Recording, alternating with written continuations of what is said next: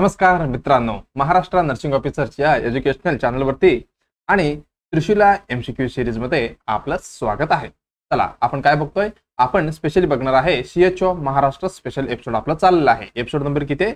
Episode number 28। ज्यांनी पण पहिल्यांदा बघत आले त्यांनी कुठून सुरुवात करायचं आहे, पहिल्यापासून 28 पर्यंत यायचं आहे आणि त्याच्या सोबत काय करायचंय, शॉर्ट नोट बनवायचा आहे। चला मग ह्या त्रिशूला सीरीज मध्ये आपण कुठल्या एक्झामला टार्गेट करणार आहोत। त्याच्यामध्ये असणार आहे नॉर्सेट 10 आणि specially CHO Maharashtra, DMER, DHS, CRE, RRB आणि ईएसआयची। त्याच्यासोबत आपले नर्सिंग फील्ड मधले सर्व एक्झाम जे कॉम्पिटेटिव्ह एक्झाम आहे, सर्व एक्झामला आपण टार्गेट करत जाणार आहोत।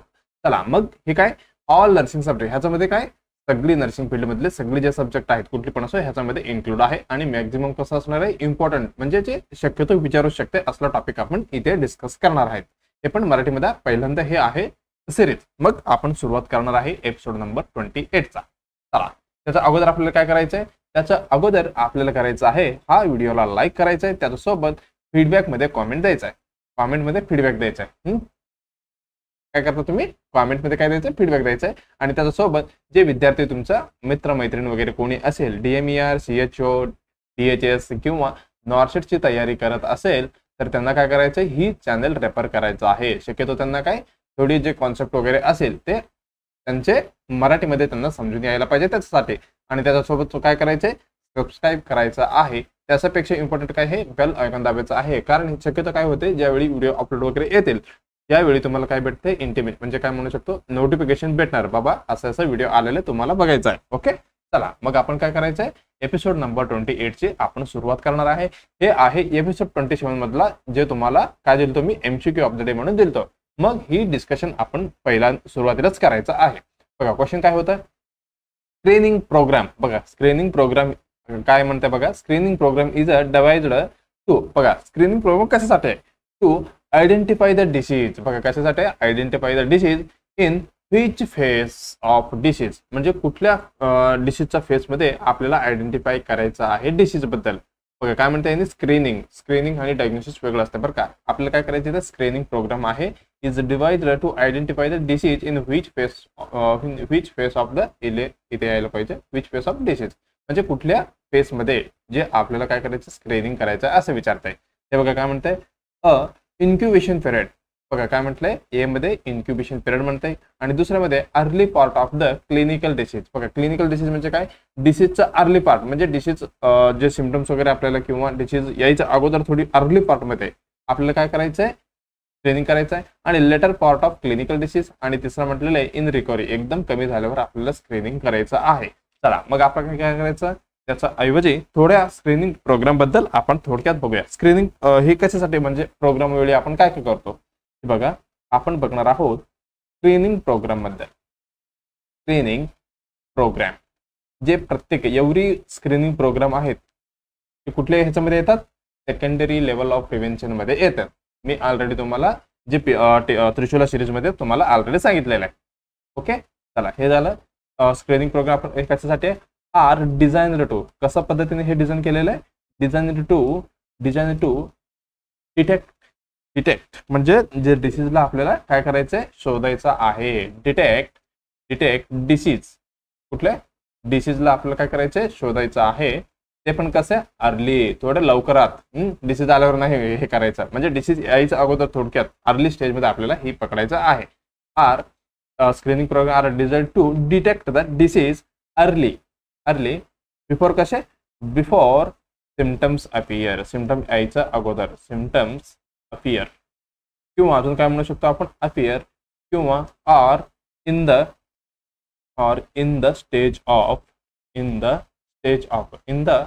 अर्ली स्टेज म्हणू आपण, इन द अर्ली स्टेज बरं का। हे काय, early stage of the clinical phase मध्ये म्हणजे फक्त एवढं आपल्याला लक्षात ठेवायला पाहिजे, स्क्रीनिंग प्रोग्राम काय, ही डिझाईन टू डिटेक्ट म्हणजे आपल्याला शोधायचं आहे बाबा ह्याला डिसीज झालं का नाही, ते कसं थोडा पहिला म्हणजे अर्ली स्टेज मध्ये आपल्याला पकडायचं आहे। हे झालं ह्याच्याबद्दल। त्याचा उद्देश काय, पर्पोज इज काय, अर्ली डायग्नोसिस, काय अर्ली डायग्नोसिस अँड ट्रीटमेंट। मग पटकन लक्षात यायला पाहिजे हे कुठले, हे सेकंडरी लेवल ऑफ प्रिव्हेन्शन मध्ये येतात, लेवल ऑफ प्रिव्हेन्शन मध्ये, ही सगळ्यांना माहिती आहे। हे झालं ह्याच्याबद्दल। कशासाठी, टू इम्प्रूव्ह काय करायचं आपल्याला, to improve progress, to improve prognosis, progress नाही बरं का, प्रोग्नोसिस, हे काय प्रोग्नोसिस अँड बघा इम्प्रूव्ह करायचे कशा पद्धतीने प्रोग्नोस व्हायला पाहिजे त्याच्यासाठी, आणि रिड्यूस करायचं आहे. काय रिड्यूस करतो आपण, जी पसरणार आहे ट्रान्समिशन. ट्रान्समिशन कुठल्या याच्यामध्ये आपण थांबवतो, जे इन्फेक्शियस डिसीज आहेत, हा बाबा हे दुसऱ्याला पसरू शकते, ज्या डिसीज मध्ये आपल्याला थोडी लवकर शोधून काय करायचंय, दुसऱ्या जे पॉप्युलेशन आहे किंवा त्याच्यामध्ये ऑनसेट नको व्हायला पाहिजे, म्हणजे ट्रान्समिशन खूप नाही व्हायला पाहिजे, म्हणून आपल्याला काय करायचंय, लवकर शोधायचं आहे. हे झालं स्क्रीनिंग प्रोग्राम बद्दल. चला मग काय म्हटलेलं आहे, इन्क्युबेशन पिरियड. बघा इन्क्युबेशन पिरियड म्हणजे काय, इन्क्युबेशन पिरियड हे तुम्हाला विचारू शकतात आणि तुम्हाला माहिती पण असायला पाहिजे इन CHO मध्ये. बघा ह्याची काय, इन्क्युबेशन पिरियड म्हणजे काय, इन्क्युबेशन पिरियड म्हणजे काय, इन्क्युबेशन पिरियड हे प्रत्येक जे डिसीजेस आहे प्रत्येकसाठी वेगळी वेगळी एक लिमिट असतात बरं का. याचं मिनिंग असणार आहे एंट्री ऑफ मायक्रो ऑर्गॅनिझम. बघा काय म्हणतो मी, entry of micro organism to ज्यावेळी बॉडीमध्ये मायक्रो ऑर्गॅनिझम जाणार तेव्हापासनं, म्हणजे ज्यावेळी आत गेले तेव्हापासनं कधीपर्यंत, appearance of first clinical symptom आपण मॅनिफेस्टेशन म्हणतो. मॅनिफेस्टेशन काय म्हणतो मी, इन्क्युबेशन पिरियड म्हणजे काय, ज्यावेळी एक कुठली पण मायक्रो ऑर्गॅनिझम आपल्या शरीरात जातो आणि ज्यावेळी आत गेल्यानंतर कुठल्या तरी सिम्पटम्सला दाखवतो. एक एक्झाम्पल घ्या, एक कुठली तरी मिजल्स घ्या, मिजल्स मायक्रो ऑर्गॅनिझम आपल्या शरीरात गेले आणि समजा आपल्याला एक फिवर आले, मग आपल्या लक्षात आलं की जे एक पिरियड होता, जे मायक्रो ऑर्गॅनिझम आत गेले आणि सिम्पटम दिसले आपल्याला, ही जे पिरियड आहे आपण त्याला काय म्हणणार आहे, इन्क्युबेशन पिरियड असे आपण म्हणणार आहे. हे झालं इन्क्युबेशन पिरियड. बघा इन्क्युबेशन पिरियड मध्ये आपल्याला शोधायचं का, बघा इन्क्युबेशन पिरियड हे खूप काय म्हणू शकतो, जास्त पसरू शकतो, म्हणजे ज्यावेळी नंतर आपल्याला माहिती नसते पण ह्याच्यापेक्षा आपल्याला अगोदर काय करायचं, डिटेक्ट करायचं आहे. मग ही उत्तर आपलं नसणार आहे.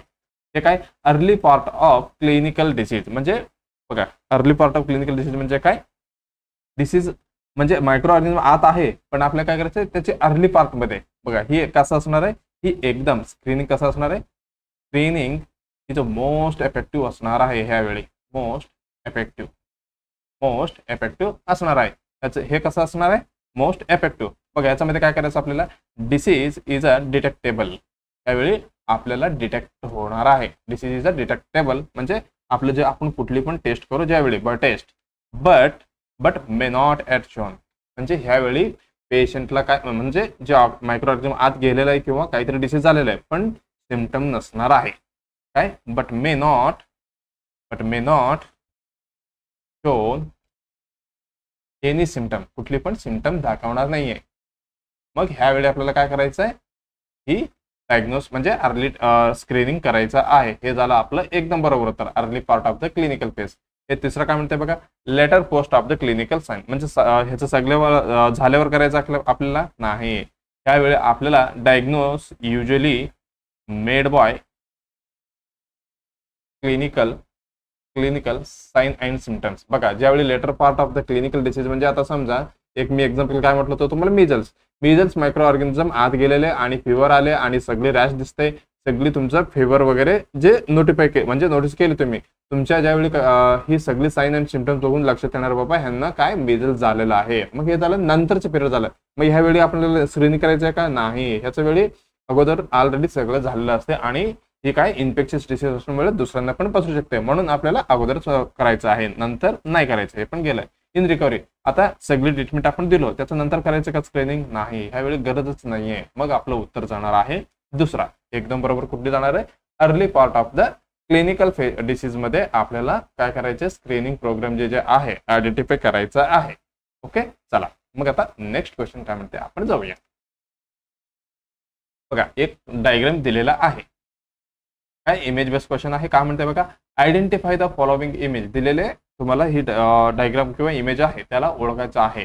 पहिल्या ऑप्शन मध्ये काय दिलेले, Wrigley's outlet forceps, low or mid cavity forceps, आणि हे काय किलाइन फोर्सेप आणि रोटेशनल फोर्सेप. ह्या चारी मधलं खाली दिलेले जे इमेजचं नाव काय आहे तुम्हाला सांगायचं आहे. चला पटकन सांगा बघू. चला पहिल्या ऑप्शन मध्ये काय दिलेलं आहे, रिग्ली आउटलेट फोर्सेप. हे काय, रिग्ली रिग्ली आउटलेट फोर्सेप हिचं नाव आहे. मग पहिलं ऑप्शन कसं आहे, एकदम बरोबर उत्तर तुमचं ठरणार आहे. बघा हे कसं यूज करणार आहे आपण, हे झालं इम्पॉर्टंटचं. ही असणार आहे ऑब्स्टेटिक. काय ऑब्स्टेटिक फोर्सेप आहे म्हणजे आपण गैनक आणि ऑब्स्टेटिक मध्ये म्हणजे यूज करणार आहे. ही कधी कधी ड्युरिंग डिलिव्हरी वगैरे करताना हे करणार आहे आपण. Used for outlet deliveries. अजून काय म्हणू शकतो, असिस्ट डिलिव्हरी ऑफ हेड म्हणजे ज्यावेळी डोकं हे होणार बच्चूचे, delivery of the head during CS मध्ये सिझरियन सेक्शन मध्ये वगैरे आपण ह्याला यूज करणार आहे. कशाला, रिग्लीज आउटलेट फोर्सेप. हे कसं असणार आहे, हे असणार आहे लाईट अँड इझी, एकदम हलका असणार आहे आणि इझी टू हँडल, यूज करण्यासाठी एकदम मस्त आहे, म्हणजे स्वस्तात मस्त असते हे आहे. आणि त्याच्यानंतर हे कसं असणार आहे, शॉर्ट ब्लेड कसं बघा, शॉर्ट आहे ब्लेड्स आणि कसं शांक्स आहे असं. ओके, म्हणजे इझिली कम्फर्टेबली काय, जे बच्चूच्या हेडला पकडण्यासाठी. हे झालं रिग्लीज आउटलेट फोर्सेप. हे झालं त्याचं एकदम कसं असणार आहे, हे एकदम बरोबर उत्तर असणार आहे. ह्याचं नाव काय, रिग्लीज आउटलेट फोर्सेप. आता दुसरं काय म्हटलेलं आहे, low or mid cavity forceps. मी आणलेलं आहे बघा, हे काय low or mid cavity forceps. Low or mid cavity forceps आहे, जे वरती तुम्हाला डायग्राम मध्ये दिसतंय फोर्सेप आहे. हे आपण कशासाठी यूज करतो बाबा, ही यूज करणार आहे युज्ड फॉर कधी, व्हेन फिटल हेड, ज्यावेळी फिटल हेड काय होणार आहे, फिटल हेड इज एंगेज्ड म्हणजे एंगेज झालेला आहे, एंगेज्ड पण काय झालेलं आहे, but not at on perineum. लक्षात आलं, म्हणजे फिटल एंगेजमेंट झालेलं आहे, फिटल हेड एंगेजमेंट झालेलं आहे, पण काय ते पेरिनियम मध्ये नाहीये, म्हणजे काय करू शकतो आपण, लो ऑर मिड पेल्विस मध्ये असेल असं अंदाज घेऊ शकतो आपण. म्हणजे लोअर आणि मिड पेल्विस मध्ये एकदम एंडला नाही आलेलं आहे. हे झालं. मग ह्यावेळी काय लागतंय आपल्याला, रिक्वायर बघा हे यूज करताना कसं पाहिजे, रिक्वायर मोर स्किल बरं का, स्किल पण पाहिजे आणि त्याच्यासोबत ओढण्यासाठी काय ताकद पण पाहिजे, ट्रॅक्शन फोर्स पण पाहिजे. कशाला, लो ऑर मिड कॅव्हिटी ही फोर्सेप यूज करण्यासाठी. ओके चला, ही उत्तर असणार आहे का आपलं, नाही. हे तिसरं कुठलं आहे, इलेंट फोर्सेप. कुठलं आहे, इलेंट फोर्सेप.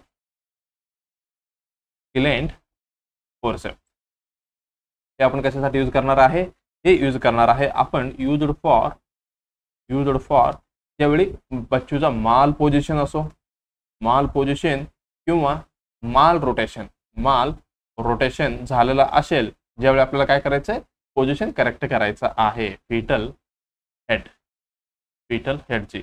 मग आपल्याला काय करायचं ह्यावेळी, ऑक्सिपिटल ट्रान्सव्हर किंवा पोस्टीरियर मध्ये आपण ह्याची यूज करणार आहे. म्हणजे कशासाठी, फोर्सेप म्हणजे बच्चूच्या जे माल पोझिशन वगैरे आहे त्याला करेक्ट करण्यासाठी. हे काय, रोटेशनल फोर्सेपचा डायग्राम नाही वाटतं आपल्याकडे बघा. हे कशासाठी यूज करणार आहे आपण, हे rotate the fetal head to the कसे एकदम करेक्ट पोझिशनला आणण्यासाठी. करेक्ट ऑक्सिपिटल एंटिरियर कसे, ऑक्सिपिटल एंटिरियर पोझिशन. मग आपलं उत्तर तर ऑलरेडी आपल्याला भेटलेलं आहे. कुठले हे डायग्राम जे इमेज दाखवलेलं आहे, ही रिग्ली आउटलेट फोर्सेप आहे. आपण कशासाठी यूज करतो, use for the outlet delivery, assist the delivery of the head during the caesarean section वरती. आणि एकदम लाईटली हलक्यात मस्त असणार आहे, म्हणजे स्वस्तात मस्त एकदम फ्रीली आपल्याला हँडल करता येणार आहे. ह्याला एवढी स्किल पण नाही लागत, पण स्किल कशाला लागते, ही लोअर अँड मिड कॅव्हिटी मध्ये फोर्स पण लागते आणि स्किल पण लागते.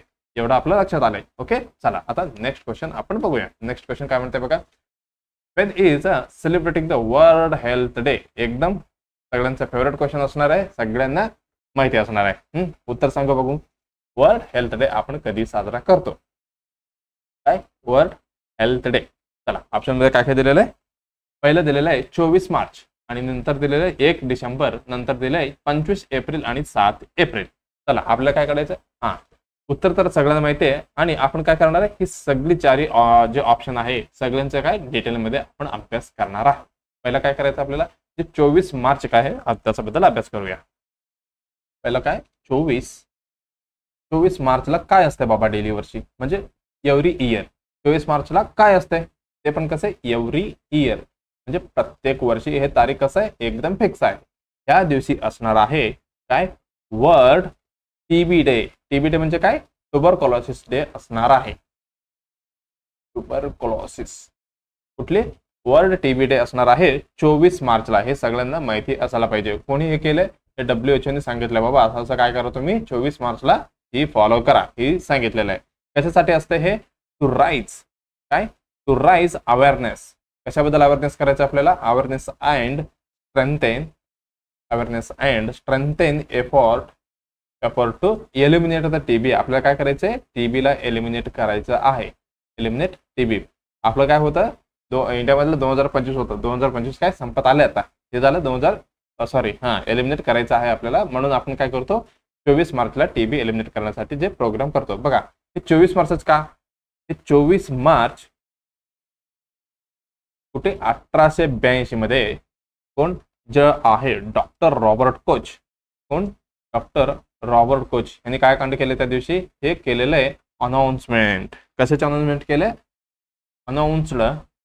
अनाउन्स्ड द डिस्कवरी ऑफ काय यांनी डिस्कवरी ऑफ काय डिस्कवरी केलं तर जे आपलं मायकोबॅक्टेरियम ट्युबरकल आहे. मायकोबॅक्टेरियम ट्युबरकल आहे त्याचं काय अनाउन्समेंट केलं तर बाबा असं असं काय ही मायक्रो ऑर्गॅनिझममुळे ट्युबरक्युलोसिस होते म्हणून ज्यावेळी अनाउन्स केले. कधी 24 मार्च म्हणजे 1882 मध्ये. म्हणून काय केले WHO ने हा भाव तुम्ही खूप मोठी काम केलेलं आहे. म्हणून ज्या दिवशी तुम्हाला म्हणजे ज्या दिवसाला काय डिक्लेअर करू आपण वर्ल्ड टीबी डे म्हणून डिक्लेअर केलेलं आहे. त्या दिवशी कोण WHO वाल्याने म्हणजे वर्ल्ड हेल्थ ऑर्गनायझेशन वाले.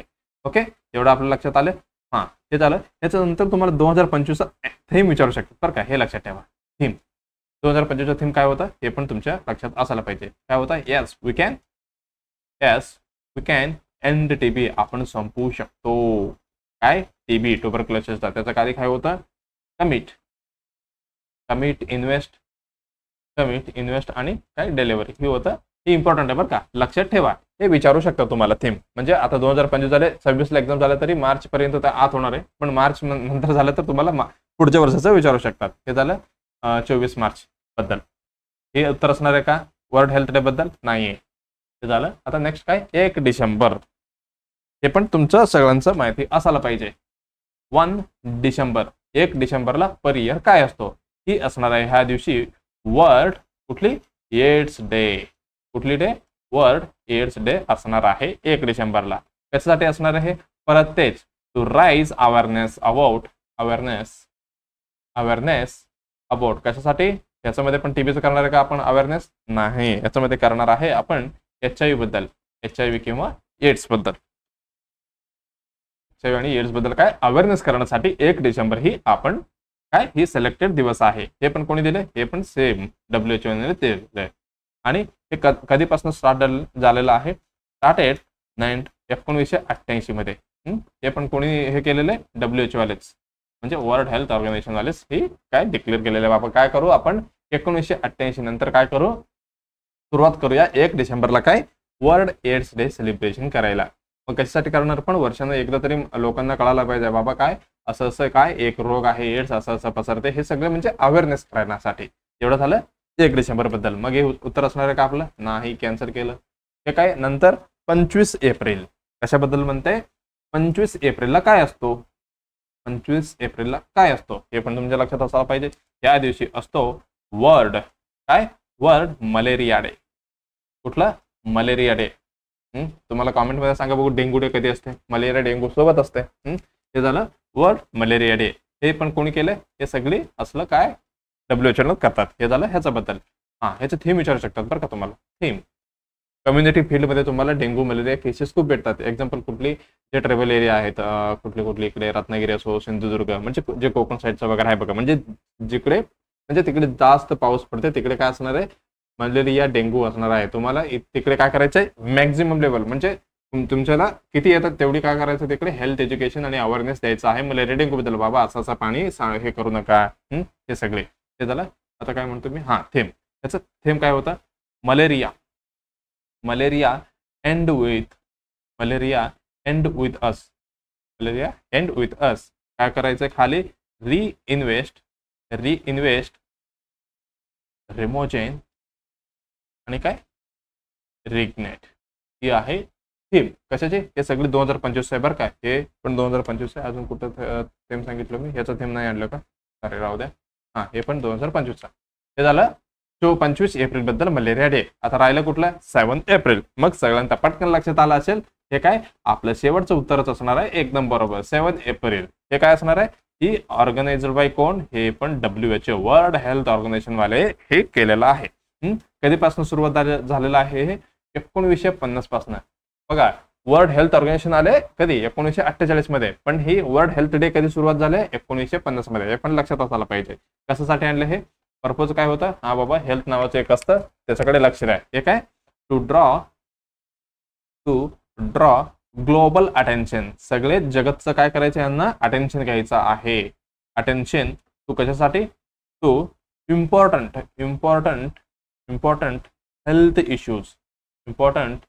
Health issue each year. प्रत्येक वर्षी असं लक्षात आणायचं. कशासाठी, म्हणजे अटेन्शन घ्यायचं आहे सगळ्यांचं, ह्याच्यासाठी हे आणलेलं आहे. मग 2025 मधलं ह्याचं पण थीम विचारू शकतो तुम्हाला. ह्याचे काय, हेल्दी बिगिनिंग्स. काय, healthy beginnings, hopeful future. Hopeless creature नाही बरं का, हे काय, होपफुल फ्युचर्स. हे आहे कशाची, वर्ल्ड हेल्थ, सॉरी आपण हेल्थ डेच नाही लिहिलं का इथे. हे काय, वर्ल्ड हेल्थ डे बरं का, मेन मुद्दाच आपण विसरलो. वर्ल्ड हेल्थ डे कधी, प्रत्येक वर्षी 7 एप्रिलला आपण साजरं करणार आहोत. एवढं झालं. चला मग उत्तर कुठले असणार आहे, एकदम बरोबर असणार आहे आपलं 4th ऑप्शन. 7 एप्रिलला आपण काय करतो बघा, परत लक्षात घ्या. 24 मार्चला काय होतं, टीबी डे होता. 1 डिसेंबरला एड्स डे. 25 एप्रिलला डेंगू डे. डेंगू होता का, नाही, डेंगू तुम्हाला कमेंटमध्ये करायचं. हे काय, मलेरिया डे.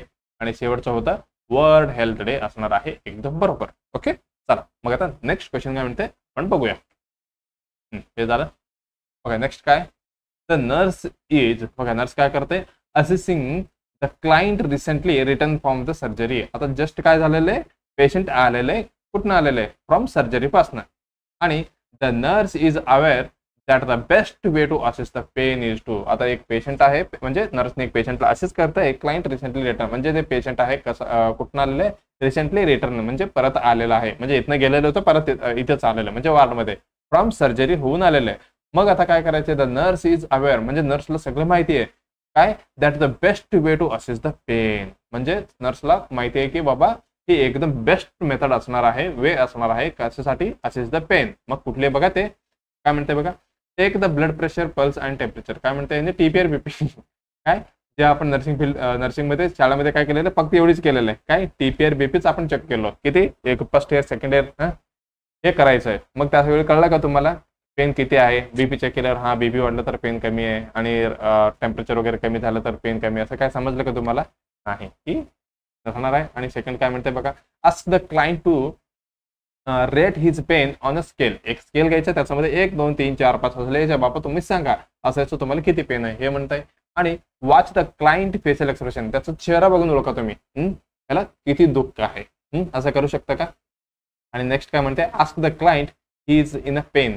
हा बाबा तुम्हाला काय पेन वाटते का, असं विचारायचं आहे. मग ह्या 4 ऑप्शन मध्ये एकदम best way to assist the pain ही कुठला असणार आहे आपल्याला बघायचं आहे. मग आपण सुरुवात करूया. पहिलं काय म्हटलंय, पहिल्या ऑप्शन पासून आपण सुरू करूया. काय म्हणते, take the blood pressure, pulse and temperature. ही बघा, ही कसं असणार आहे, ही सगळी ऑल आर जे व्हायटल सायन्स आहे हे कसं होणार आहे, चेंज होणार आहे, चेंज विथ पेन, असं आपण आयडेंटिफाय नाही करू शकतोय. बाबा यांचं काय, एक 80 पल्स रेट आलेला आहे, यांना पेन नाहीये.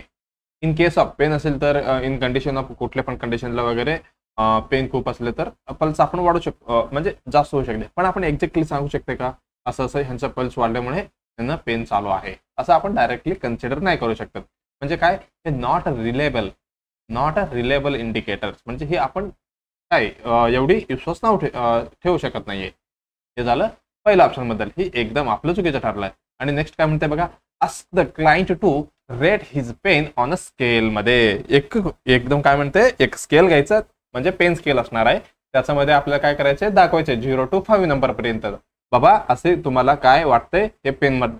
आता समजा हे 0, बघा हे कसं एकदम पहिलं सांगू इच्छितो मी, हे काय जे पेन स्केल आहे हे पेन स्केल असणार आहे, हे कसं असणार आहे, एकदम बेस्ट. हे काय असणार आहे, ही बेस्ट मेथड असणार आहे. कशासाठी? To assess the pain. ही पेन असेस करण्यासाठी एकदम बेस्ट असणार आहे. त्याच्यामध्ये आपण काय करणार आहे, use of pain rating scale. आपण पेनला रेटिंग केलेलं असतं. हा, एवढी एवढी पेन झाले का. एक एक्झाम्पल काय म्हणू शकतो तुम्ही, एक आपल्याला स्केल घ्यायचं आहे असं आहे. सॉरी मी डायग्राम आणलो नाही, नेक्स्ट वेळी आणतो बरं का. हा ओके, एकदम बेस्ट झालं. हे एक नंबर असतात 0 1 2 3 4 5 असं स्केल. आता समजा 0 म्हणजे काय, नो पेन. हा, मला काहीच पेन नाहीये असे. आणि 5 म्हणजे काय, एकदम भयानक म्हणजे सिव्हिअर पेन आहे असे. एक स्केल असतो. त्यांना विचारायचं हे आहे नो पेन, इथनं सुरुवात होते. तुम्हाला कसं वाटते एवढी, ह्याच्यामध्ये चार्टला तुम्ही सांगा मार्क्स. म्हणजे तुम्हाला काय करायचंय त्यांना सांगायचं, नर्सला पेशंट म्हणजे पेशंटला आपण विचारायचं, त्यांनी सांगणार हा असं असे तुम्हाला एक स्केल दिले, ह्याच्यामध्ये किती वाटते त्यांनी सांगणार. थोडी असेल तर काय 1 सांगणार, खूप भयानक असेल तर त्यांनी 100 काय सांगणार आहे, 5 सांगणार आहे. मग काहीच नाहीये, थोडी थोडी थोडी वाढते, मग 3 असं सांगू शकतो. मग ह्याच्यामध्ये आपल्याला काय भेटणार आहे, एकदम बेस्ट भेटणार आहे. कसं भेटणार आहे, एकदम बेस्ट मेथड असणार आहे आणि इझिली आपल्याला कळणार आहे. बघा काय म्हणू शकतो मी, क्लायंट हे कसं करणार आहे, सेल्फ रिपोर्ट करणार आहे. हा, त्यांनीच करणार आहे ना, कारण आपण डायरेक्ट पेशंटलाच विचारणार आहे. आता तिचं काय मोस्ट एक्युरेट असू शकतो, म्हणजे असणारच आहे most accurate measure of pain intensity. बघा पेन नाही, त्याच्यासोबत आपल्याला काय हे करायचंय, म्हणजे माहिती असायला घ्यायचं आहे त्याचा इंटेन्सिटी किती लेवल आहे. इंटेन्सिटी आपल्याला घ्यायचं आहे. पेन इंटेन्सिटी खूप महत्वाचं आहे. हे झालं ह्याच्याबद्दल. बघा याच्यामध्ये पेन स्केलमध्ये पण भरपूर आहेत. कुठली न्यूमेरिक रेटिंग स्केल मी डायग्राम आणलो नाही बरं का. एक नेक्स्ट 2-3 एपिसोडमध्ये आपण ह्याचे एक अजून एकदा क्वेश्चन घेऊ, त्यावेळी तुम्हाला सगळं दाखवतं. हे असणार आहे अशा पद्धतीने 0 ते 10 पर्यंत. आणि वर्बल डिस्क्रिप्टर स्केल, याच्यामध्ये कसं असणार आहे, एक कॉलम असणार नो पेन आणि थोडं पेन आहे, माइल्ड पेन आणि मॉडरेट पेन आणि सिव्हिअर पेन असे ह्याच्यामध्ये असणार आहे. कशामध्ये, वर्बल ह्याच्यामध्ये. आता तिसरं कुठलं, हे सगळ्यात यूज करणार आहे व्हिज्युअल एनालॉग स्केल. हे झालं त्याच्याबद्दल. अजून कुठलं राहिलं, अजून एक आहे, अजून कुठलं, पेसेस पेन स्केल. हे पेसेस पेन स्केल म्हणजे जसा पद्धतीने इथे आहे त्याच्यामध्ये एक एकदम हसणारे पोरगा, म्हणजे इकडे एकदम असं रागात आलेले असे स्केल. म्हणजे स्केलमध्ये कसं असणार आहे, फेस असणार आहे, म्हणजे चेहरा असणार आहे. बाबा किती पेन होते असे, एकदम खुशी असेल तर नाही पेन, आता असं केलं तर थोडी कमी पेन, असे काय ह्याच्यामध्ये असणार आहे. हे झालं फेस पेन स्केल. हे आपण कशामध्ये, जे नॉन वर्बल आहेत. आणि बच्चूमध्ये आपण एकदम बेस्ट असणार आहे. मग बच्चू सांगणार का तुम्हाला किती पेन आहे असं, त्यांनी दाखवणार आहे एवढे.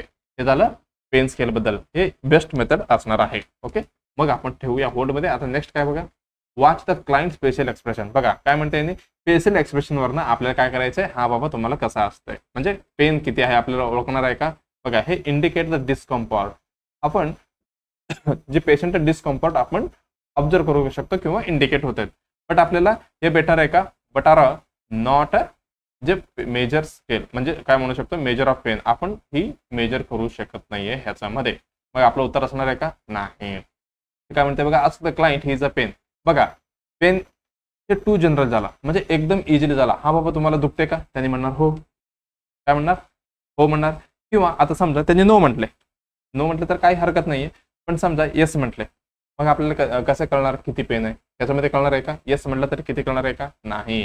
यावेळी आपल्याला काय भेटणार आहे, you don't know the how severe आणि इंटेन्सिटी आपल्याला ह्याच्यामध्ये कळणार आहे का. सिव्हिअर अँड इंटेन्सिटी आपल्याला कळणार आहे का. मग आपल्याला ह्याच्यामध्ये इंटेन्सिटी नाही कळणार, मग हे आपलं एवढे काय फायदेशीर ठरणार नाहीये. मग हे पण कॅन्सल झालं, हे पण कॅन्सल. मग आपलं उत्तर कुठलं आहे, एकदम बेस्ट कुठलं असणार आहे, ask the client to the rate his pain on a scale 0 to 5. या पद्धतीचं आपल्याला काय करायचं, स्केल वगैरे यूज करून जे पेशंटचा पेन सोबत त्याची इंटेन्सिटी आणि सिव्हिरिटी पण आयडेंटिफाय करायचं आहे. ही शक्यतो आपल्याला केअर प्लॅन द्यायला इझी जाणार आहे. ओके, एवढं लक्षात आलं. ओके, चला मग आता नेक्स्ट क्वेश्चन काय म्हणते आपण बघूया.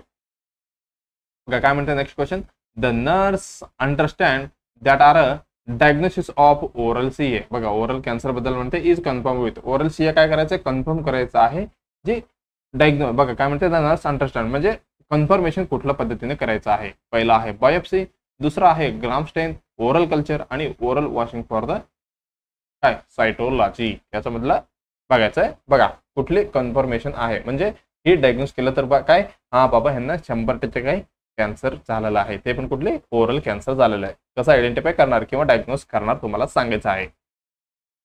आपण थोडक्यात ओरल कॅन्सर बद्दल बघूया.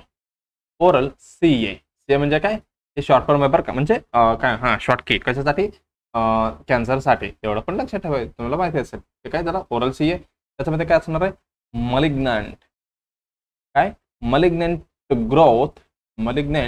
Growth in a mouth कॅव्हिटीमध्ये. कुठली कॅव्हिटीमध्ये माउथ कॅव्हिटीमध्ये. पण ते कॅव्हिटीमध्ये कुठलं कुठलं असतं ह्याच्यामध्ये इन्क्लूड लिप्स म्हणा, लिप्स टंग, हे बक्कल म्युकोसा हे झालं, आणि फ्लोर ऑफ माउथ काय म्हणू शकतो हा हे पॅलेट, त्याच्यामधलं पण हार्ड आणि सॉफ्ट पॅलेट दोन्ही येतात बरं का. हे काय हे सगळे मेलिग्नंट आहे, हे माउथ कॅव्हिटी मधलं आहे. म्हणजे इथे काय होणार आहे ओरल कॅन्सर होणार आहे. त्याच्यामधलं पण मोस्ट कुठलं असणार आहे, मोस्टली असणार आहे ह्याच्यामध्ये विचारू शकतात बरं का. मला वाटते हे ह्याच्यामध्ये विचारलं होतं स्क्वॅमस सेल कार्सिनोमा, DMR मध्ये विचारलं होतं एक क्वेश्चन. स्क्वॅमस सेल कार्सिनोमा हे असणार आहे, हे लक्षात ठेवा बरं का. स्क्वॅमस सेल कार्सिनोमा झालं एवढं लक्षात.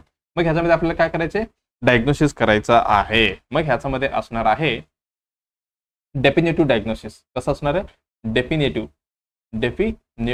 डायग्नोसिस कशाबद्दल आपण बघतोय ओरल कॅन्सर बद्दल. डेफिनेटिव्ह ओरल सीए बद्दल आपण बघतोय. म्हणजे कन्फर्मेटरी हा एवढं या टेस्ट केलं तर 100% बाबा फिक्स आपण करू शकतो. हे झालं ह्याच्याबद्दल. मेड बॉय कशा पद्धतीने आपल्याला करणार आहोत हे बघू.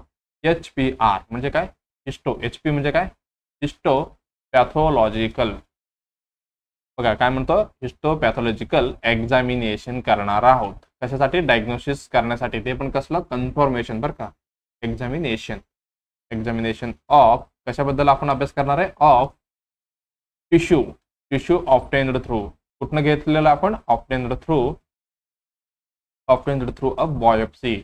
त्यावेळी आपण बायोप्सी मधनं एक तुकडा काहीतरी एक टिश्यू आपण ऑब्टेन करतो आणि ते कुठं पाठवणार आपण हिस्टोपॅथ लॅबला पाठवणार. त्यांनी काय करणार त्याची अभ्यास करून सांगणार बाबा कशा पद्धतीने ही झालेलं आहे. काय म्हणू शकतो आपण दिस अलाव मायक्रोस्कोपिक. कशा पद्धतीने चेक करणार त्यांनी मायक्रोस्कोपिक एक्झामिनेशनने चेक करून सांगणार. कसं सांगणार त्यांनी मायक्रोस्कोपीमध्ये जे सेल होता सेल टू काय झालेलं आहे सेल टू कन्फर्म मलिग्नंट चेंजेस. ज्या सेलमध्ये काही मलिग्नंट चेंजेस झाले असेल तर त्यांनी सांगणार हा बाबा काय ही कॅन्सर स्टेजमध्ये गेलेला आहे असं त्यांनी काय हिस्टोपॅथवाले सांगणार. मग हे कसं असणार आहे एकदम डेफिनेटिव्ह आणि कन्फर्मेटरी मेथड असणार आहे. कुठली बायोप्सीवाला.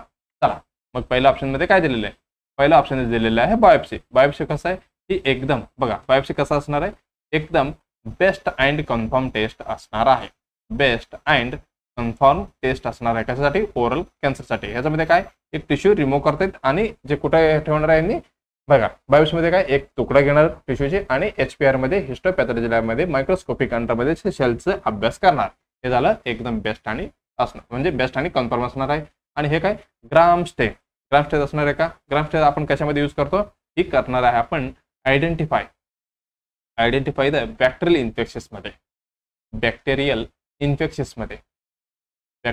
इन्फेक्शन्समध्ये हे आपण अभ्यास करणार आहे. हे झालं का नाही. ओरल कल्चर कशासाठी टू डिटेक्ट द ही पण कसं to detect bacteria or fungi वगैरे हे काय म्हणतात आपण डायग्नोज करण्यासाठी किंवा डिटेक्ट करण्यासाठी यूज करणार आहे. आणि ओरल बघा काय म्हणते वॉचिंग आणि सायटोलॉजी हे करणार आहे का आपण नाही.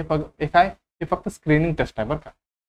हे काय स्क्रीनिंग आहे. मग आपल्याला काय करायचं आहे डायग्नोज करायचं आहे. डायग्नोज बघा स्क्रीनिंग वेगळं असतं आणि अजून काय डायग्नोज वेगळं असतं आणि डायग्नोज पण त्याच्यामध्ये पण कन्फर्मेटिव्ह डायग्नोज ही सगळी वेगळी आहे बरं का.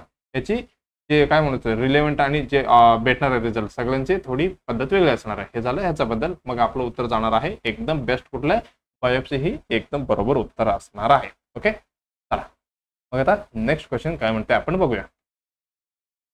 हा एकदम इम्पॉर्टंट आहे बघा. हे नॉर्चर साठी पण इम्पॉर्टंट आहे आणि CHO साठी पण इम्पॉर्टंट असणार आहे. Which medicine commonly used in PPH. PPH म्हणजे सगळ्यांना माहिती आहे, post partum hemorrhage. In case of after delivery more bleeding झाला असेल, इन केस ऑफ किती 500 ml पेक्षा जास्त झाले नॉर्मल डिलिव्हरीमध्ये, किंवा 1000 ml पेक्षा जास्त झालं कधी सिझरियन सेक्शन मध्ये, सॉरी SC नाही बरं का, सिझरियन सेक्शन मध्ये ज्यावेळी आपण काय म्हणणार आहे, जास्त ब्लीड झालं तर ह्याच्यापेक्षा म्हणजे आपण म्हणणार आहे पोस्ट पार्टम हेमरेज. हे आफ्टर डिलिव्हरी बरं का, आफ्टर डिलिव्हरी नाही तर तुम्ही बिफोर डिलिव्हरी म्हणते. हे झालं त्याच्याबद्दल. मग ह्याने काय म्हणते, which medication commonly used in. ह्यावेळी आपल्याला कॉमनली कुठली मेडिकेशन आपण यूज करणार आहोत असं विचारतंय. म्हणजे बघा, ऑक्सिटोसिन हे पण आपण यूज करणारच आहे, ही सगळी बघा, ही मिथर्जिन पण करणार आहे.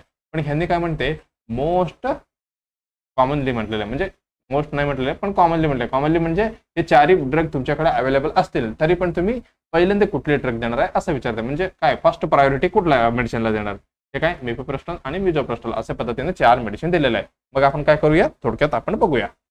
ह्याच्यामध्ये मोस्ट कॉमन कॉज पण विचारू शकतो बरं का. Most common cause of PPH तुम्हाला विचारू शकतात आणि ऑलरेडी खूप वेळा विचारलेलं आहे. कुठले असणार याच्यामध्ये, युटराइन अटोनिसिटी. मी ऑलरेडी तुम्हाला ही ह्याच्यामध्येच TS मध्येच म्हणजे त्रिशूला सिरीजमध्येच ऑलरेडी तुम्हाला सांगितले. लक्षात आलंय का, 4T. हे काय असणार आहे, एकदम बेस्ट म्हणजे मोस्ट कॉमन कुठली असणार आहे, युटराइन अटोनिसिटी एकदम बेस्ट असणार आहे. मग आपण ह्याच्यामध्ये मॅनेजमेंट कशी करणार आहे बघा. ह्याच्यामध्ये मॅनेजमेंट कसं असणार आहे आपलं, ह्याची मॅनेजमेंट असणार आहे अकॉर्डिंग टू अल्गोरिदम. काय म्हणू शकतो, अल्गोरिदम अनुसार आपलं जी काय ट्रीटमेंट असणार आहे. काय म्हणू शकतो ह्याच्यामध्ये मॅनेजमेंट इथे 4 स्टेजेसमध्ये असणार आहे. 1 2 3 4 पद्धतीने असे आपलं स्टेज असणार आहे. पहिलं असणार आहे रिससिटेशन. त्याच्यानंतर असणार आहे मेडिकल मॅनेजमेंट आणि त्याच्यानंतर असणार आहे मेकॅनिकल मॅनेजमेंट. हे सगळी खूप डिटेलमध्ये बरं का. आपण फक्त आज जेवढं क्वेश्चनला पाहिजे तेवढंच आपण बघूया. हे झालं मेकॅनिकल मॅनेजमेंट. आणि त्याच्यानंतर असणार आहे, काहीच नाही थांबलं तर आपल्याला काय करावं लागेल, युटरसच काढून टाकावं लागते लास्टला बरं का, सर्जिकल मॅनेजमेंट. बघा, हे आपण चांगल्या पद्धतीने केलं तर हे दोन्ही 97% रिझल्ट भेटणार आहे. ओके, 97%. इन केस ऑफ काही झालं तर ही 2 अल्गोरिदम मध्ये आपण जाऊ शकते. ओके, मग आपलं काय दिलेलं इथे त्यांनी मेडिसिन बद्दल विचारलेलं आहे. मग आपल्याला अभ्यास करायचा आहे मेडिकल मॅनेजमेंट बद्दल. चला मग आपण सुरुवात करूया. त्याचं मेडिकल मॅनेजमेंट मध्ये असणार आहे मेडिकल मॅनेजमेंट बरं का. हे आपण PPH बद्दल बघतोय, म्हणजे medical management of the PPH. त्याच्यामध्ये आपण देणार आहे, मेन असणार आहे ऑक्सिटोसिक्स. कोण असणार आहे, ऑक्सिटोसिक्स. तुमच्या लक्षात असलं पाहिजे ऑक्सिटोसिक्सचं काम काय आहे. ही काय करणार आहे, ही करणार आहे स्टिम्युलेट युटराइन कॉन्ट्रॅक्शन. युटराइन कॉन्ट्रॅक्शनला काय करणार आहे, स्टिम्युलेशन करणार आहे ऑक्सिटोसिक्स. त्याच्यामधले कुठली असणार आहे, एक लाईन घेऊन घ्या तुम्ही. ओके, अजून घेऊया, एकच मिनिट राहू दे, चालतंय, काय प्रॉब्लेम नाही आहे. ठीक झालं. त्याच्यामध्ये पहिला असणार आहे ऑक्सिटोसिन. त्याच्यामध्ये काय असणार आहे, पहिला असणार आहे ऑक्सिटोसिन. त्याच्यानंतर असणार आहे कुठले, मेथार्जिन. मग ह्याच्या नंतर असणार आहे कुठली, प्रोस्टाग्लॅंडिन. बघा, याच्यामध्ये पण 3 प्रकार आहे बरं का. राहू द्या, एवढे लांबून घेऊया आपण. हे झालं कशाबद्दल झालं, प्रोस्टाग्लॅंडिन बद्दल झालं. त्याच्यामध्ये असणार आहे पहिला मिझोप्रोस्ट, त्याच्यानंतर कार्पोप्रोस्ट आणि डायनोप्रोस्ट. सॉरी, तुम्हाला कळलं नसेल हे, एकच मिनिट. हे काय, डायनो दिसतंय ना शक्यतो. ओके, हे आहे डायनोप्रोस्ट. बघा, आपण काय करूया, एक एक बद्दल थोडक्यात बघूया, कारण ही सगळी इम्पॉर्टंट आहे बरं का. चला, पहिलं काय, ऑक्सिटोसिन. लॉटचा डायग्राम आहे आपल्याकडे. ठीक आहे, ही असणार आहे ऑक्सिटोसिन. इथे ऑलरेडी लिहिलेलं आहे बघा, ऑक्सिटोसिन. हे काय करतो, ही असणार आहे फर्स्ट लाईन. बघा काय म्हणतो मी, फर्स्ट लाईन ड्रग. ही पहिली ड्रग आहे. एवढी ऑप्शन मध्ये असलं तरी पण तुम्ही कुठली पहिला देणार आहे, पहिली देणार आहे तुम्ही ऑक्सिटोसिन. त्याला आपण काय म्हणू शकतो, DOC for PPH prevention. BPH प्रिव्हेन्शनसाठी पण ही यूज करतो आणि ट्रीटमेंटमध्ये पण. हे झालं ऑक्सिटोसिन बद्दल.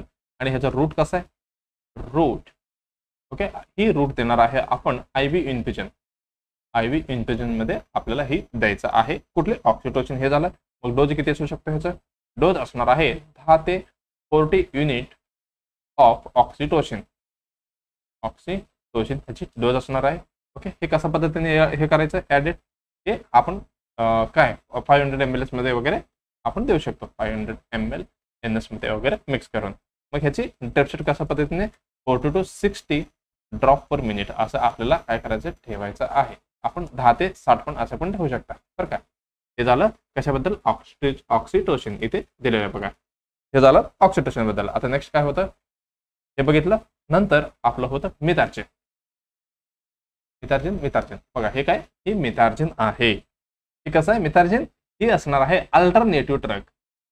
कसं असणार आहे, अल्टरनेटिव्ह. समजा तुमच्याकडे ऑक्सिटोसिनच नाहीये, मग तुम्ही काय देणार नेक्स्ट, ही असणार आहे अल्टरनेटिव्ह. त्याचा ऐवजी अल्टरनेटिव्ह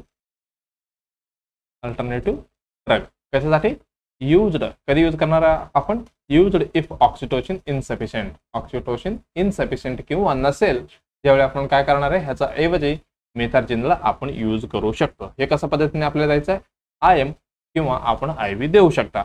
ओके, हे बघा अर्गोमेट्रिन. हे अर्गोमेट्रिन म्हणतात. याची डोज किती आहे याच्यामध्ये, हे असणार आहे 0.25 mg. किती, 0.25 mg. हे झालं. त्याच्यानंतर हे अर्गोमेट्रिन झालं. त्याच्यानंतर मिथाइल अर्गोमेट्रिन, हे तुम्हाला इथे दिसतंय. Methyl ergometrine. त्याचा डोज किती असणार आहे, हा इथे दिलेलं बघा 0.2 mg. किती, 0.2 mg एवढी ह्याची डोज असणार आहे. हे झालं ह्याच्याबद्दल बघा. हे पण लक्षात ठेवा तुम्ही, ही काय कॉन्ट्रा इंडिकेशन असणार आहे. कॉन्ट्रा इंडिकेशन इन हायपरटेन्शन मध्ये आणि प्री एक्लेम्शिया मध्ये किंवा हार्ट रिलेटेड कुठली डिसीज वगैरे असेल तर त्यांच्यामध्ये काय, हे आपल्याला द्यायचं नाहीये. हे पण लक्षात असायला पाहिजे बघा. का, याचा साईड इफेक्ट असणार आहे increase the BP, blood pressure हे वाढू शकतो आणि हेडॅक पण होतात बरं का. हेडॅक कधी होतं, हायपोटेन्शन मध्ये आणि हायपरटेन्शन मध्ये दोन्ही मध्ये होते बरं का. मी ऑलरेडी हेच सांगितलेलं आहे. हे झालं. हा, ह्याचा साईड इफेक्ट झालं. याचा पण साईड इफेक्ट ऐकून घ्या. कुठे, हा ऑक्सिटोसिन. याचा साईड इफेक्ट काय असणार आहे, याचा साईड इफेक्ट असणार आहे युट्राइन हायपर स्टिम्युलेशन. म्हणजे जेवढं पाहिजे त्याच्यापेक्षा जास्त काय करणार आहे, स्टिम्युलेशन, युट्राइन कॉन्ट्रॅक्शनसाठी स्टिम्युलेशन करणार आहे. कुठली, ऑक्सिटोसिन. हे पण तुमच्या लक्षात असायला पाहिजे. ते झालं ह्याच्याबद्दल. आणि मिथार्जिन बद्दल पण तुम्हाला मी सांगितलेलं आहे. मग आता नेक्स्ट कुठलं राहिलं, ओके, हे मिथार्जिन पण झालं. आता प्रोस्टाग्लॅंडिन बद्दल आपल्याला बघायचं आहे. प्रोस्टाग्लॅंडिन मध्ये आपण कुठले बघायचे, मिझोप्रोस्ट आणि कार्बोप्रोस्ट आणि डायनोप्रोस्टला बघायचं. आपण पहिला मिझोप्रोस्टल बघूया. मिझोप्रोस्टल, हा बघा इथं काय मिझोप्रोस्टल बद्दल दिलेला आहे. मिझोप्रोस्टल म्हणजे काय, ह्याला अजून एक नाव आहे बरं का. काय म्हणतो आपण, PG. इथे खाली लिहू का, एकच मिनिट. PG काय म्हणतो आपण, E1 म्हणतो. कशाला, मिझोप्रोस्टलला. याची रूट कसं असणार आहे, याची रूट असणार आहे ओरल किंवा कसं वजनली आपण देऊ शकतो. कशाबद्दल, ह्याच्याबद्दल. आणि डोज किती आहे, इथं क्लिअरली मेन्शन आहे. किती, 200 mg आहे का, नाही, मायक्रोग्राम आहे बरं का. MCG आहेत. आपण बरं का हे 4 टॅबलेट देऊ शकतो. टोटल किती झालं, 4 × 200 800 mg पर्यंत आपण याचं एव्हरेज किती, 700 ते 800 mg बरं का. हे पण लक्षात ठेवा. हे झालं कशाबद्दल, हे झालं मिझोप्रोस्टल बद्दल. एवढं लक्षात आलं तुम्हाला मिझोप्रोस्टल बद्दल. इकडे आपण एक लाईन मारूया, याची वेगळा फंडा झाला. ओके, नेक्स्ट कुठलं आहे, कार्बोप्रोस्ट आहे. सॉरी, इथे आपलं गेलेलं आहे कार्बोप्रोस्ट. आपण कार्बोप्रोस्ट कसं पद्धतीचं, याचं नाव काय, F2 अल्फा. काय म्हणतो आपण, F2 अल्फा. किंवा अजून काय म्हणू शकतो आपण, PG. राहू दे, लक्षात ठेवा काय, F2 अल्फा. बघा हे लक्षात घ्या. याचा ऐवजी ही कशासाठी यूज करतो आपण, यूज फॉर बरं का, use for PPH resistant to oxytocin म्हणा, ऑक्सिटोसिन. अजून कुठली, मिथार्जिन. हे दोन्हीला काय रेजिस्टन्स झालं असेल तर आपण ही मेडिसिन देतो बरं का. कुठली, कार्बोप्लास्ट देऊ शकतो. हे झालं ह्याच्याबद्दल. मग याची रूट कसं आहे, ही देणार आहे आपण IMली मग मेडिसिनचा डोस असणार आहे 250 mcg. इथे मेन्शन आहे बघा, 250 mcg एवढा आपल्याला काय मायक्रोग्रॅमनी ही ड्रग आपल्याला द्यायचा आहे. mcg मायक्रोग्रॅम आहे. ओके, चला आता लास्ट कुठलं राहिलं, डायनोप्रोस्टॉन इथे दिलेलं आहे. ओके, हे काय डायनोप्रोस्टॉल हे काय जेल आहे. ते आपण किती देतो, हे देणार आहे आपण 20 mg पर्यंत, आणि ह्याचं नाव काय E2 पण म्हणतात आपण. हे झालं, हे आपण कुठल्या पद्धतीने देणार आहे, रूट ही असणार आहे रेक्टल. ओके, एवढं लक्षात आलं. ते आपण कधी देणार, मेनली बरं का, हे पण लक्षात ठेवा. मेनली सर्वायकल इथे लिहितो बरं का, इथे दिसणार नाही तुम्हाला. सर्वायकल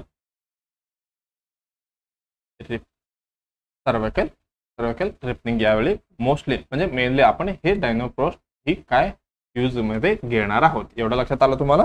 चला अजून एकदा सांगतो, इम्पॉर्टंट बरं काय, मेडिकल मॅनेजमेंट टीटीमध्ये ऑक्सिटोसिन म्हणजे काय, जे युटरिन कॉन्ट्रॅक्शनला स्टिम्युलेट करणार. त्याच्यामध्ये कुठले येणार आहे, पहिला येणार आहे ऑक्सिटोसिन, त्याच्यानंतर येणार आहे मिथार्जिन, नंतर प्रोस्टाग्लॅंडिन मध्ये 3 प्रकार, कुठले मिझोप्रोस्ट, कार्बोप्रोस्ट आणि रेनोप्रोस्टल. आपण डिटेलमध्ये बघितलं ऑक्सिटोसिन बद्दल, आणि हे मिथार्जिन झालं, आणि त्याच्यानंतर ही प्रोस्टाग्लॅंडिन बद्दल कुठलं मिझोप्रोस्टल झालं, कार्बोप्लास्ट, आणि ही काय ही डायनोप्रोस्टॉन बद्दल बघा. हे झेल्ली झालं बरं का, ही आपण कशामध्ये यूज करणार आहे, रेक्टलमध्ये यूज करणार आहे. आणि हे IM आणि हे मेडिसिन ओरल आणि वेजानली हे दोन्ही पण ह्याच्यामध्ये आपण यूज करू शकतो. एवढं झालं. चला उत्तर आपलं काय आहे, उत्तरमध्ये काय दिलेलं आहे बघा, ऑक्सिटोसिन आत्ताच सांगितलं तुम्हाला काय आहे, ही असणार आहे फर्स्ट लाईन ड्रग असणार आहे PPH मध्ये. आणि मिथार्जिन काय, मिथार्जिन असणार आहे सेकंड लाईन. आता हे फर्स्ट लाईन झालं आणि हे सेकंड लाईन.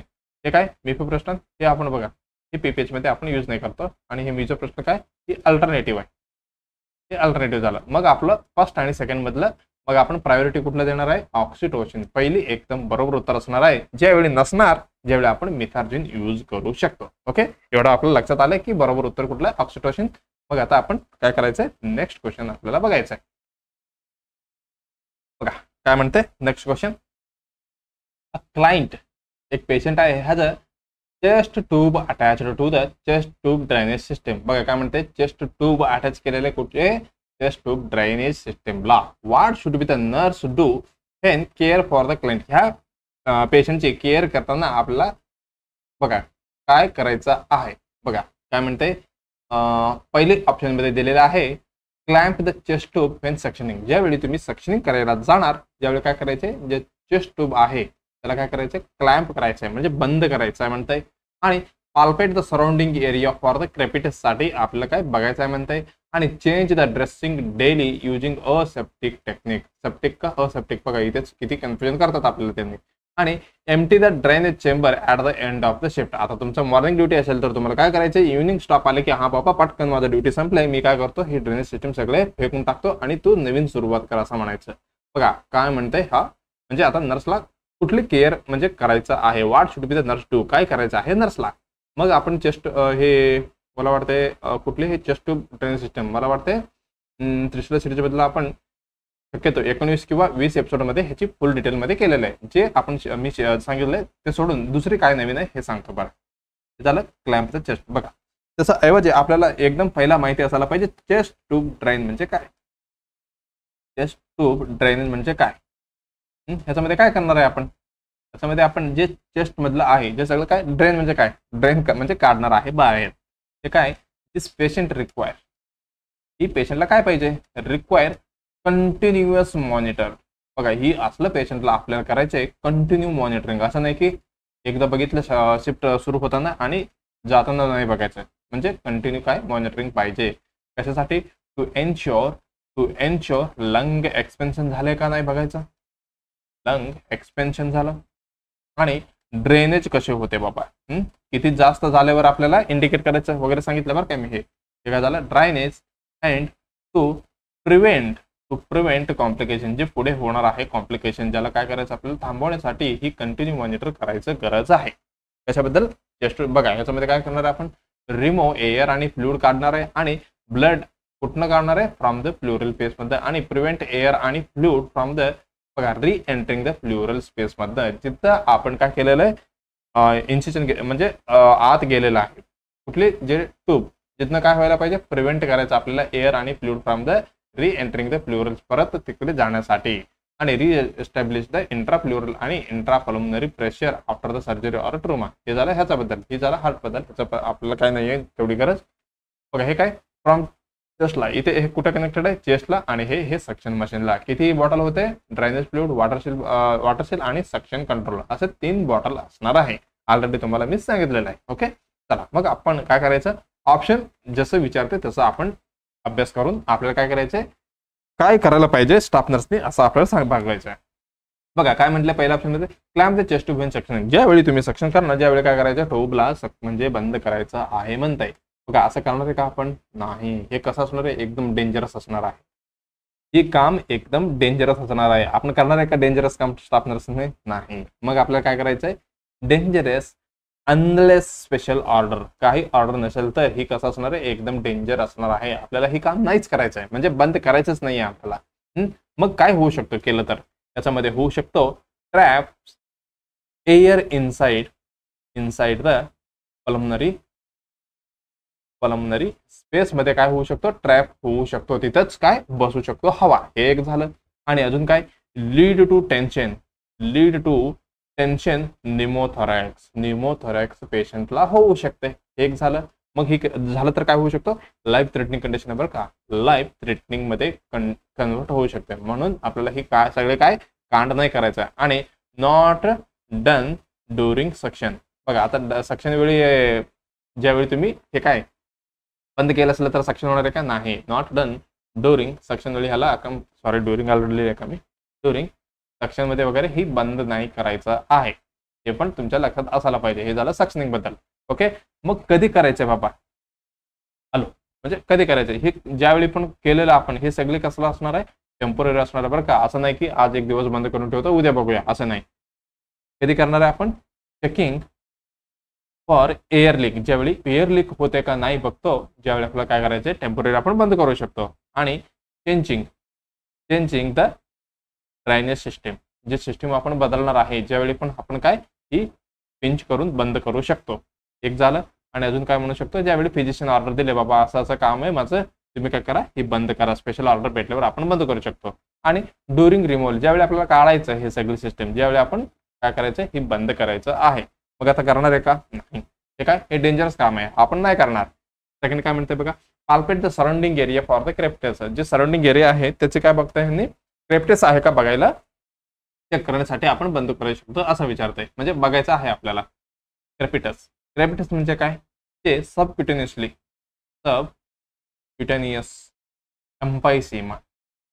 एम्पायसीमा झालेलं असते, ते आपल्याला काय करायचंय, क्रेपिटस जे आवाज येते का आपल्याला काय बघायचं आहे. कसं येणार आहे ते, ही लाईक अ क्रॅकलिंग साऊंड. कुठली साऊंड, ही सी आहे बरं का. ठीक आहे, crackling air under the skin. हे काय येणार आहे, की crackling air under the sound असे तिथे दिसणार आहे. कशामध्ये, क्रॅपिटस मध्ये. मग आपण काय करायचं त्यावेळी, इट ऑकर, कधी येणार आहे, it occur when air leak, ज्यावेळी एअर लीक होतील, ज्यावेळी आपल्याला असे दिसणार आहे. लीक कुठनं जाणार आहे हवा, लीक फ्रॉम द, कुठनं, हार्ट मध्ये जाणार आहे का, नाही. लंग मधनं जाणार आहे, किंवा चेस्ट ट्यूब जे इन्सर्शन केलेलं आहे, काय केलेलं आपण, चेस्ट ट्यूब इन्सर्शन केलेलं आहे छातीमध्ये, जिथनं होते का आपल्याला काय करायचंय बघायचं आहे. अंडर द स्किन मध्ये आपल्याला काय हवा लीक होते का नाही एवढं आपल्याला बघायचं आहे. हे झालं ह्याच्याबद्दल. बघा आपल्याला ही कसं करायचंय, नर्सेसला ही रेग्युलरली असेस करायला पाहिजे. नर्सने कसं करायला पाहिजे, ही नर्स रेग्युलरली असेस करायला पाहिजे. रेग्युलरली म्हणजे कंटिन्युअली की याच्याकडे लक्ष असायला पाहिजे असं म्हणायचं आहे. कधी कधी चेस्ट ट्यूब इन्सर्शन साईट आहे, जिथनं इन्सर्शन साईट आहे तिथे चेक करायला पाहिजे. आणि चेस्ट वे अराउंड द ट्यूबच्या साईडला वगैरे हे आपल्याला काय करायचं आहे, चेक करायचं आहे. आणि इन केस ऑफ सिव्हिअर मध्ये नेक आणि फेस पण आपण चेक करू शकतो. सिव्हिअर मध्ये बरं का, इझिली नाहीये, सिव्हिअर केसेस मध्ये. हे झालं कधी चेक करायचं, पण का करायचं, त्याचे मिनिंग आहे क्रेपिटस इज एन, हे काय असणार आहे, अर्ली साईन असणार आहे. म्हणजे एकदम काय लवकर आपल्याला कळणार आहे. साईन ऑफ कशाची, एअर लीकची. एअर लीक झाले का नाही ही इझिली आपल्याला कळणार आहे. आणि ती जागा बदलल्या का, काय म्हणू शकतो आपण, डिसलॉजमेंट. डिसलॉजमेंट ही झाल्या का आपल्याला काय इझिली कळणार आहे, कधी क्रेपिटस ही आपल्याला भेटण्यावर. म्हणून काय करायचं आपल्याला, काय म्हटलं यांनी ऑप्शन मध्ये, palpate the surrounding area of the for crepitus साठी, जे सराउंडिंग एरिया आहे, जे इन्सर्शन साईडचं, तिकडं आपल्याला काय करायचं ही चेक करायचं आहे. ही कॅन कॉज, काय करू शकतो हे, लिकेज, रेस्पिरेटरी डिस्ट्रेस करू शकतो, आणि न्यूमोथोरॅक्स करू शकतो. हे झालं त्याच्याबद्दल. आणि आपल्याला काय अर्ली डिटेक्शन करायचं, एवढं लक्षात ठेवलं तरी बस. काय करायचं आपल्याला, अर्ली डिटेक्शन. अर्ली डिटेक्शन काय करू शकतो आपण, त्याच्याने प्रिव्हेंट कॉम्प्लिकेशन आपण थांबवू शकतो. कॉम्प्लिकेशन आपण थांबवू शकतो. हे झालं कशाबद्दल, क्रेपिटस बद्दल. मग हे उत्तर असणार आहे का बरोबर, बरोबर, हे एकदम बरोबर उत्तर असणार आहे. मग आपण नेक्स्ट हे होल्ड मध्ये ठेवूया. नेक्स्ट काय म्हणते बघा, change the dressing daily using the aseptic technique. कुठली टेक्निक नाही आपल्याला करायचं आहे, ड्रेसिंग म्हणताय ते पण कसे असेप्टिक टेक्निक म्हणते. मग आपण करणार आहे का ह्याच्यामध्ये, नो नॉट डन रेग्युलरली, असं आपल्याला डेली नाही करायचं बरं का, बिना रिझनचे आपण नाही करायचं. मग कशा पद्धतीने करायचंय, चेंज ॲज निडेड, गरज असले तर आपल्याला काय करायचंय, बदलायचं आहे. कधी, हा बाबा काय पेशंटचे काही ते वेट झालेलं आहे ड्रेसिंग, ज्यावेळी आपण करू शकतो, किंवा खूप ओलं झालेलं आहे आणि खूप लूज झालेलं आहे बाबा, ते पडूच शकते, त्यावेळी आपल्याला काय करायचं, ड्रेसिंग करायचं आहे. ते पण कसे, युजिंग सेप्टिक टेक्निक बरं का. सेप्टिक म्हणजे सेप्टिक म्हणतो बघा, तिथे असेप्टिक होते का, एकच मिनिट मी कन्फ्यूज झालं का, हा असेप्टिक बरोबर आहे. म्हणजे सेप्टिक नाही, म्हणजे स्टराईल पद्धतीने आपल्याला काय करायचंय, युजिंग स्टराईल टेक्निक आपल्याला यूज करून ड्रेसिंग करायचं आहे. हे झालं ड्रेसिंग बद्दल.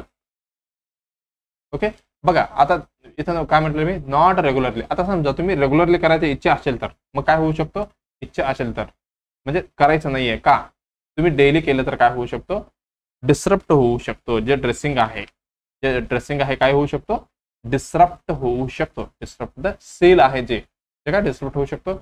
आणि कॉज इन्फेक्शन, प्रत्येक वेळी आपण टच केलं तर काय होऊ शकतो, इन्फेक्शन पण होऊ शकतो. आणि मेन आहे बघा, इन्क्रीज द रिस्क ऑफ डिसलॉजमेंट होऊ शकतो. म्हणून आपल्याला काय हे थांबवायचं, फक्त गरज असल्यावर आपल्याला काय करायचं, ड्रेसिंग करायचं आहे. हे पण इझिली म्हणजे डायरेक्टली चूक झालं. हे काय, empty the drainage chamber at the end of the shift. हा बाबा माझं ड्युटी संपते, आता मी काय करतो, एम्प्टी करतो. मग हे बरोबर असणार आहे का, ते एम्प्टी म्हणतं बघा खाली, हे इम्पॉर्टंट आहे, लक्ष देऊ नये का. नर्स नेवर, म्हणजे आपण करायचंच नाहीये, never empty the drainage chamber. बघा लक्षात घ्या काय म्हणतो मी, जे ड्रेनेज चेंबर वगैरे आहेत आपल्याला काय करायचंय, नेवर म्हणजे आपल्याला ते म्हणजे खाली करायचंच नाहीये. आपल्याला काय करू शकतो आपण केलं तर, जे ड्रेन कलेक्शन झाले, ड्रेन कलेक्शन जे चेंबर आहे त्याला आपण काय करू शकतो, चेंबरला काय करू शकतो आपण, मार्क करू शकतो. हे कसं असणार आहे बघा, जे ऑलरेडी चेंबर आहे ते कसं असणार आहे, एकदम लॉक असणार आहे. लॉक म्हणजे कसं असणार आहे, हा क्लोज्ड आणि एकदम स्टेराईल असणार आहे. आपण असे फेकणार आहे का त्याला, नाही. जे opening it may cause infection, किंवा काय म्हणू शकतो आपण अजून, ते ब्रेक होऊ शकते सिस्टम. इन्फेक्शन आणि ब्रेक होऊ शकते कुठली, जे सिस्टम क्लोज सिस्टम हे काय ब्रेक होऊ शकतो. म्हणून आपलं काय हे करायचं नाहीये. पण करायचं असेल तर आपलं काय करू शकतो आपण, करेक्ट करायचं असेल तर आपण काय करू शकतो, आपण फक्त तिकडे मार्क करू शकतो. Mark the drainage level at कधी, ज्यावेळी तुमचं ड्युटी स्टार्ट होते, स्टार्ट ऑफ ड्युटी, किंवा ज्यावेळी संपते, एंड ऑफ ड्युटी. मग तुमच्या लक्षात येईल बाबा माझं जे ड्युटी होता किंवा माझं शिफ्ट होता ज्याच्यामध्ये एवढं ml काय मार्क करून ठेवायचे, एवढं काय ड्रेन झालेलं आहे. मग आपल्याला फेकून टाकायचं आहे का नेक्स्ट म्हणजे चेंज होताना, नाही, फक्त आपल्याला मार्क करून ठेवायचं आहे. मग तुम्ही म्हणणार आता किती वेळा सर मार्क करायचं आहे, जे भरलं असेल तर काय करायचं, एक ना दिवशी एक भरलं, मग ज्यावेळी आपल्याला करायचं आहे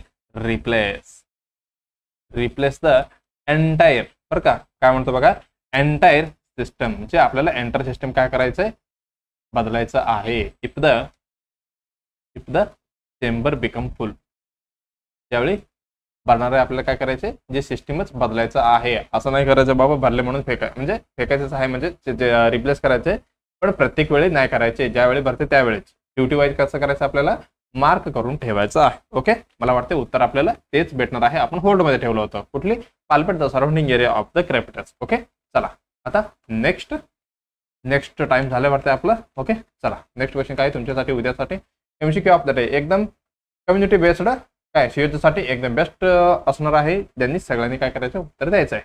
home based new born care scheme launch कधी लॉन्च झालेला आहे, 1992, 2011, 2000, 2007 मध्ये. तुम्हाला काय करायचंय, तुमच्या लक्षात जे येतात आणि तुमच्या माइंडमध्ये फिरतात, हा बाबा हे उत्तर असू शकतं, तुम्हाला काय करायचं, कॉमेंट करायचे. नेक्स्ट एपिसोडला पहिलेच क्वेश्चन आपण हेच सॉल्व्ह करणार आहे. ओके, चला मग काय करायचंय, जे सीएचओचा एक्सपिरियन्स आहे त्यांना काय करायचंय, पहिला ते 5 हे 5 एपिसोड पडलेला आहे प्लेलिस्टमध्ये. कुठली, PYQ 2023 चे. त्याच्यामध्ये डायरेक्टली किंवा इनडायरेक्टली क्वेश्चन येऊ शकतात, म्हणून तुम्हाला काय करायचं आहे, ही 5 एपिसोड तुम्हाला बघायचं आहे बिफोर एक्झामिनेशन. अजून एक्झामला टाइम आहे, तरी पण ते एक्झामला जायचं अगोदरच तुम्हाला ही 5 एपिसोड कम्प्लिटली काय फिनिश करायचं आहे. ओके, आणि त्याच्यासोबत जे ज्यांनी पण सुरुवात झालेलं आहे बरं का, हे काय 18/11/2025 ते 4/12/2000 रोजीपर्यंत काय ऑनलाईन ॲप्लिकेशन असणार आहे. ऑनलाईन ॲप्लिकेशन असणार आहे, ह्याच्याबद्दल पण व्हिडिओ आहेत, हे बघून घ्या. ही डिटेलबद्दल आणि कशा पद्धतीने भरायचं ह्याचा पण व्हिडिओ लवकर येणार आहे. ओके, चला हे झालं. आणि त्याच्यानंतर ही नवीन फक्त सीएचओ म्हणजे सीएचओसाठी मेन असणार आहे. त्याच्यासोबत काय target CHO series step toward the success, national mission health मिशनचं सगळी जे इम्पॉर्टंट आहे सगळं आपण काय, मी आणि अमोल सर हे दोघं मिळून आपण काय करणार आहे, म्हणजे शक्यतो जेवढं इम्पॉर्टंट आहे तेवढं कव्हर करायचं आपण बघतोय बरं का. हे तुम्हाला काय बघायचं आहे, डेली लवकरच सुरू होणार आहे. ओके, एवढं झालं. त्याच्यानंतर तुम्हाला ब्रह्मा सिरीज पण बघायचं आहे, त्याच्यामध्ये तुम्हाला सीएचओसाठी जे मेन फायदा होणार आहे. ओके, चला ही कशा पद्धतीने बघायचं तुम्हाला, एक मिनिट, इथं तुम्हाला दिसणार नाही, लाल कलर घेतो. ते तुम्हाला काय करायचंय, हे चॅनलवरती क्लिक करायचंय, तिथे खाली दिसतं तुम्हाला व्हिडिओ, शॉर्ट, प्लेलिस्ट असे पोस्ट. इथं काय करायचंय, प्लेलिस्टमध्ये तुम्हाला टॅप करायचे, तिथे दिसतात तुम्हाला बघा. इथे काय सीएचओ PYQ 2023 आहे आणि इकडे त्रिशूल सिरीज आहे. आणि DHS TMR जेवढी काय तयारी करत असेल तर त्यांनी काय करायचंय, हे PYQ पण बघायचं आहे आणि ब्रह्म सिरीज पण चालू आहे. हे सगळे तुम्हाला काय बघायचं आहे. ओके, चला मग आता काय करायचंय, आता सगळ्यांनी काय करायचंय, लाईक करायचंय आणि कॉमेंटमध्ये फीडबॅक द्यायचा आहे. फीडबॅक द्यायचा आहे आणि शेअर करा. जे विद्यार्थी सीएचओ, DMER, DHS आणि नॉर्सेटची तयारी करत असेल, जे तुमचा मित्रमैत्रिणी, त्यांना काय करायचंय, ही चॅनल आपलं रेफर करायचं आहे. ओके, चला त्याच्यासोबत काय सबस्क्राईब करायचं, त्याच्यासोबत बेल आयकॉन दाबा आणि लवकरच आपण भेटूया कशामध्ये, त्रिशूल सिरीजमध्ये पण आणि कुठलं मिशन जे आपलं होतं कुठलं हे टार्गेट सीएचओ सिरीजमध्ये पण आपण लवकरच भेटूया. ओके, धन्यवाद.